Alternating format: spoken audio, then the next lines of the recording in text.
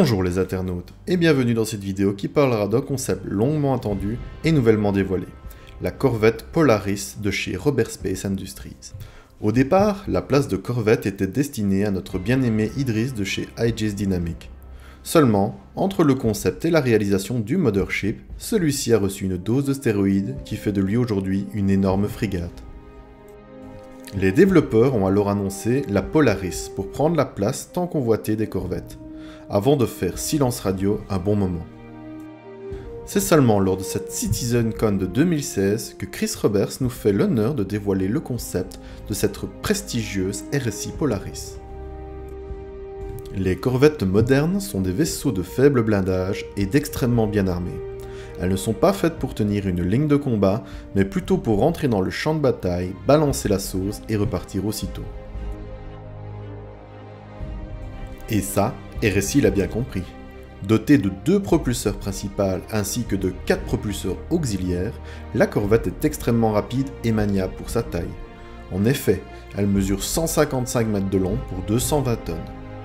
Son blindage est léger. Elle possède 3 boucliers larges et un générateur de capital ship, ce qui la rend assez résistante pour réaliser sa tâche, mais pas suffisamment pour lutter face à face contre d'autres vaisseaux mers possédant des blindages beaucoup plus lourds. Question armement, la Polaris n'a pas à rougir devant ses congénères. Elle possède 2 tourelles automatiques et pas moins de 6 tourelles manuelles. 2 lanceurs de missiles taille 3 pour se défendre contre les nuisibles sont aussi disponibles. Ce qui rend la Polaris extrêmement puissante reste surtout les 4 lance-torpilles de taille 10. De quoi faire d'énormes trous dans la coque de ses adversaires. Parlons de son équipage. 24 personnes seront attendues à son bord pour faire fonctionner pleinement le vaisseau. Les membres d'équipage auront leur propre quartier avec des couchettes, une cuisine, une salle à manger et même un billard pour la détente. La corvette possède un petit quartier de capitaine avec une salle de bain personnelle, et même un deuxième quartier privé pour le vice-capitaine ou un autre de votre choix.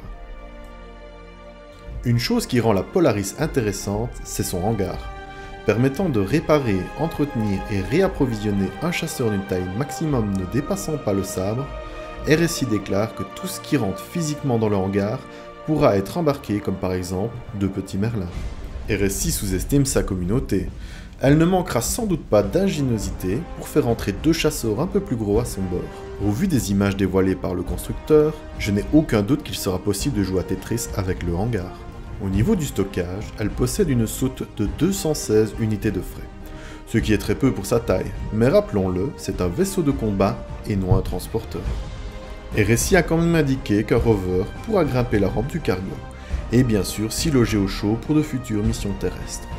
Le Capital Ship possède 7 postes de commande, 5 pour le pont principal, 1 dans la salle d'ingénierie et 1 dans la salle des torpilles.